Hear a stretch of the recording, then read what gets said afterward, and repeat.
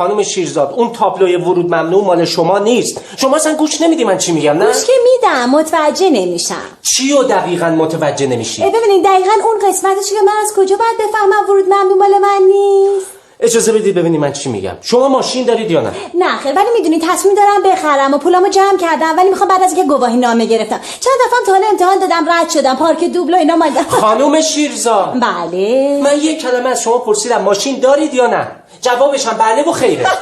ببینید نه دیگه، جوابش نمیتونه بله و خیر باشه، جوابش یا بله است یا خیره. منظور منم همین بود. میشه به سوالتون فکر کنم؟ ای بابا ماشین دارید یا نه؟ نه ولی دوستش میخوام بخرم. میخوام بعد از اینکه گواهی نامه گرفتم ماشینمو بگیرم. چند دفعه تا حالا خانم شیرزاد خواهش میکنم دیگه حرف نزنید. شما ماشین ندارید درسته؟ نه ولی تصمیم دارم. خانم پس در نتیجه شما همیشه پیاده وارد این خیابون میشید درسته؟ خانم شیرزاد اون تابلوی ورود ممنوع مال ماشیناست، یعنی ماشینا نمیتونن توی این کوچه بیان، ورودشون ممنوعه، ولی پیاده ها میتونن بیان. بله ببینم شما اصلا تا حالا پیاده تو این خیابون نیومدی؟ نه خیر، من پیاده تو ورود ممنوع وارد نمیشدم. برای رعایت قوانین رانندگی دور میزنم از خیابون بالایی میومدم. نه باورم نمیشه. نه واقعا تاسف برانگیزه. بله